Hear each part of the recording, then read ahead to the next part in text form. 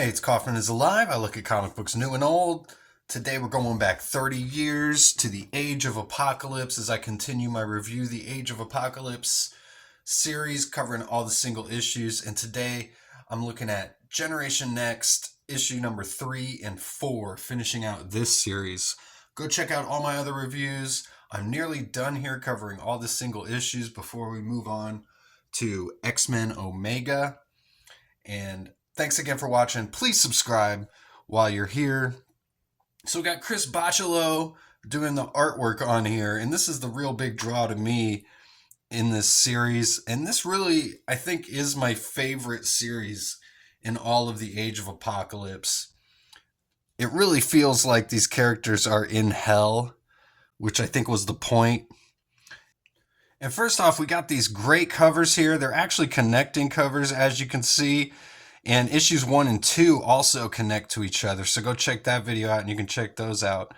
But this is some awesome stuff. And I never even realized that these were connecting covers until recently when I was rereading this series.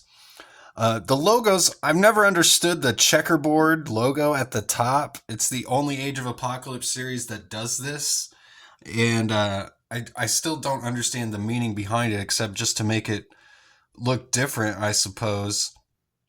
But I love Chris Bachalo's style in here. And I noticed in issue 4 here in the credits, it actually says created by Scott Lobdell and Chris Bachalo. So I think that's pretty cool that they get their own creation, this new X-Men team. It's sort of like the New Mutants, and we've even got Illyana here. So she was a big part of New Mutants. So it's very much sort of a continuation or a sister title to New Mutants, I feel like. Obviously, Generation Next is the Age of Apocalypse name. Generation X was the main Marvel Universe title that this series transformed into for these 4 issues for the Age of Apocalypse. So we'll get into it here. Mondo's on the cover. He's taken this, he's kind of this minor bad guy character who actually is in this issue. He's throwing him down the cliff here. Some cool drawings here by Chris Bachalo for the covers. Very liquid feel for his style, like especially like in Colossus. He's got the very the steel on him looks very liquid. Just some awesome stuff here. Always lots of rubble and just crazy stuff going on. It's hard to even make out what's even going on here. But we got this guy, his feet. These are the bottoms of his feet. And he puts this weird design on it. The perspective on everything in this series is so weird too, from panel to panel, as I'll kind of get into as well. And like I said, it's so hard to even tell what's going on. There's like 3 or 4, 5 bodies in here. There's another guy back there. It's Colossus just smashing all these guys. The Sugar Man, I think down here, or at least maybe one of his underlings. This guy's got a paper clip right through his nose there. Lots of little things all throughout here. There's a little stop sign and a shoe. So we'll start with issue 3. And I love the first page here, and all the credits are like in the pipe here, in like graffiti. And this issue's called "It Only Hurts When I Sing," and then we even get all the legal information and copyrights and everything down here put in the pipe. I really like that. And the Stan Lee Presents Generation Next up here, that looks really cool. And like I said, the bricks, they almost look liquid the way he draws everything here. And all these pipes, a lot of detail on it. We got Skin and Chamber from Generation Next. And what I like about this is they actually call themselves X-Men throughout this series. They call themselves the next generation of X-Men, but they're referring to themselves as X-Men as well as Generation Next, because they see themselves as X-Men. So I really like that. Now, we always get in this series all these like giant headed creatures with the big heads who are like these slave drivers. And they're like doing all this work around this volcano that is uh, slowly erupting out of the ground, and it's like this power source for Apocalypse. And so all the people are just digging around it. So the volcano gives everything a real feel like they're in hell, and there's levels to all of this. There's levels to this, but no, there's like the top level, and then there's levels underground as well. So it's almost like the 7 levels of hell here. So this guy, he's like keeping watch on everybody, and he's got the third eye, hence he's like watching everybody, and he's the guy on the cover here as well. And all the slaves are just regular humans. So the mutants are the ones that are the slave drivers watching over them here. And so these two, they like get out of line. And so he kills one of them. She says, "That's my father. He was offering me food from just 3 days ago." And she throws a rock at his head. And then he just kills her as well. And we get all this narration throughout this issue from Skin. And I like how in each issue, there's the narrator in each issue is a different character. And like in the 4th issue, Illyana is the narrator. And in the previous issue, Paige Guthrie and Vincent actually they already killed this guy Quietus, and so they're actually masquerading as Quietus here. And they're trying to stay covert. I like this. The personnel department, the mug, the I Love New Jersey on the phone there, the cactus in the window. I love all the little details in all this. So we get Sugar Man. He's kind of the leader, the main bad guy running this entire operation for Apocalypse. He goes to see what Quietus is doing, but to try and disguise themselves, they're behind the shower door here. And then, so Paige has just got Quietus's head that she's using as a mask. And Vincent is using his power where he can turn into vapors or water to make it look like that he's just in the shower there. And here you can see them behind the door. So now we get kind of a little interesting scene here. And I do like Vincent. He's created character here in this Age of Apocalypse. This was his first appearance, along with this Quietus guy who they've already killed, and Sugar Man. So these are all like new characters here in the Age of Apocalypse. But Paige Guthrie, who's also the younger sister of Cannonball and Elizabeth Guthrie, who are in the Factor X comic book, she's saying the only man she ever loved was Chamber. And then she holds Vincent up against the wall and then kisses him here. And that does kind of come into play a little bit later. We see these two guys here in this giant, in the opening of this tunnel here. And one of them saying, "I just feel really bad for all these people that they're torturing and turning into slaves." He says, "I just want to cry, especially for the kids." And he goes, "It's like the pain and suffering is the only world they ever knew," the other guy said. "Don't you ever feel bad for them?" He goes, "No." And then Colossus and Shadowcat are like floating in, with Shadowcat using her powers to make herself intangible, and she makes Colossus intangible, and then it explains that this way they can just essentially teleport. So they're trying to break in here to find Illyana as well. And they're trying to bring Illyana to Magneto because even though at this point her mutant powers haven't exactly activated yet, she's still seen as a regular human, which is why she's here. Another character from this Generation X team called Know-It-All, another mutant, she found out that Illyana actually is an ultra powerful telepath and teleporter. So they're trying to rescue her and get her to Magneto because she's going to be a major part of Magneto's plan. So we see the guy from the cover, and earlier he's got the third eye, and Mondo is sneaking in, and he's got these powers where he can just turn into any material around him. So he's pretty easily able to dispose of this guy. And he finds one of the other human slaves, this little girl who just keeps begging him to save her, but their mission is just to find Illyana and not really free any of the slaves or get anyone else out of there. Their whole objective is just Illyana. So finally, at the end here, we get the confrontation between Sugarman and Quietus, who is actually Paige and Vincent.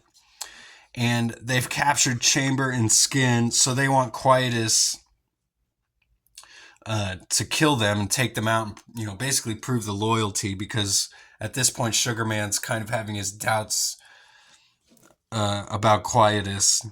And I really like the lettering in here too, especially for like Sugarman and Mondo. They've got like a different looking style for all their text.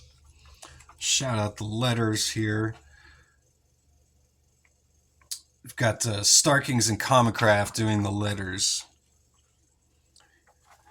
There's also this character here, Illyana, who had become friends with here in the pens, named May, and she's this old woman. And I almost wonder if that's Aunt May. We're not explicitly told that, but I just think that's a nice, clever little cameo here. Because where else would Aunt May be except in one of the slave pens? She's just a regular human in this age of apocalypse. So it kind of makes sense. And then we get Colossus. He's trying to still break in here. He separates himself from Shadowcat. Actually, she actually goes inside of him. So he's able to maintain this intangibility the whole time. And then we get the cliffhanger here where Sugarman is telling Paige, Vincent, who are posing as Quietus, to shoot Chamber, and we just see the bam, and that's the end of the issue. And we move on to issue 4 here. Really cool cover. Really like this cover with Colossus. One of my favorite looks for Colossus too in this age of apocalypse, with the bandana and the shoulder pad and the strap with all the pouches on it. And his metal just looks really cool in this form as well. So like I said, this issue is all narrated by Illyana from her perspective. Some really cool panel layouts and double splash page to open us up here. This issue is called Bye. We get inks by Mark Buckingham as well, which I hadn't mentioned yet. Steve Buccellato doing the colors and Electric Crown. And it's edited by Bob Harris. So there's all these underlings, and that's one of the really cool things about this series, is just all the weird guys. Some of them have numbers on their heads, and they seem like the ones that are Sugarman's closest associates here. But I just love all the ridiculous proportions that he's doing on all this stuff. Like Quietus has got the giant nose and the crazy hair. And again, the liquid looking brick in the background. I really like that. And just to show there's just a mess of people going on in behind there with this just like splattered inking up here. There's a Frankenstein character, got the bird on his shoulder. Looks like there's some little cameos as well, little Easter eggs. But Sugarman is just a disgusting looking character. And he's got this giant tongue that he uses as a weapon. So he's figured out that this is not actually Quietus, or if it is, he's turning against Apocalypse. So he shoots his tongue right through them, which has a major effect on Vincent, but Paige is pretty much unscathed here. So she had taken the shot on Chamber, or actually they just made it look like it. Chamber explains he used his psionic powers to make it look like that she shot him. So he pops up and shoots a whole bunch of those guys. And then he holds the gun to Sugarman's head, but he runs out of ammo. But he's got his mutant power that he uses on Sugarman to just blast him right in the face. And of course, they kind of think that's the end of him here. Here's all the guys with the little numbers on their heads and the mouths. Very Sam Keith from like the Max style there. And just the real jagged panels. Very interesting, very unique.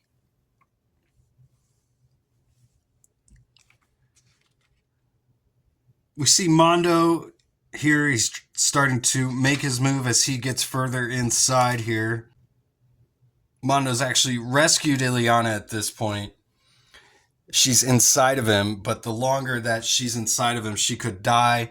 And this other little slave wants to go with them, but Mondo's explaining he can't take them all at once. And at that moment, as he's saying Illyana is safe with them, we get the little blood coming out of his mouth there. And we see Sugarman's tongue coming right through the middle. And then he just breaks Mondo apart and grabs Illyana here. And that's right when Colossus shows up to save Illyana, his sister, from the Sugarman. And again, we get the jagged panels here as he's just smashing Sugarman. She says, looking down, seeing the rest of Sugarman, I mean, like, what's left of him. I have to say, I don't remember my brother being so mean. I love the really giant fingers, and they've got like little boils on him here. And I'd be remiss not to mention Colossus's giant package there.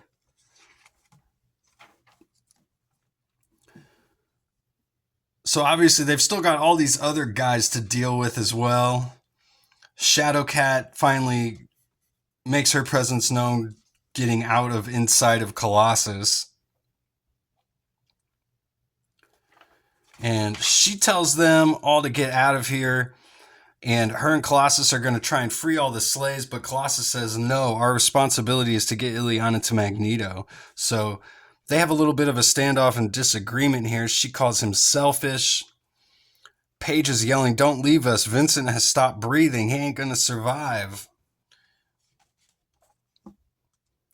And then we see as the panels, she gets smaller and smaller as you go through each panel here as they leave them behind. And of course, Shadowcat is pretty upset about this. She says she's going back. He says that's madness. So he says, here, take Illyana. I'll go back. So at the last second, Colossus decides that he had made a mistake and he's going to go back and try and find Paige and Vincent and free everybody. And so we get another 9-panel spread here. As he's trying to get to the door, they've got this giant door inside this facility where they're all fighting, and he gets there just a little bit too late, and the door closes on him. And the last we see of Paige here, trying to fight all these underlings off by herself. So Peter comes back to deliver the bad news. He says, I did everything I could, Katya. I'm sorry. So am I, Peter, she says. So am I. And Illyana brings us to the end of the comic saying, suddenly the fire isn't very hot anymore. Like whatever happened in the core didn't stay down there. Something came up and things will be different always. And we see that the Sugarman is still alive after all this. He just won't die. And it says, read the final fate of Peter's family in X-Men Omega, which is what all this is leading to. So I'm looking forward to that. And thanks again for watching. Let me know your thoughts on Generation Next. It's a really dark comic, but I really enjoy it. I love the artwork. Really unique stuff. Probably my favorite Age of Apocalypse series. It's just so dark and the heroes don't win in the end. And it's got all these new characters too that are make their first appearances here in this series. And go read comics.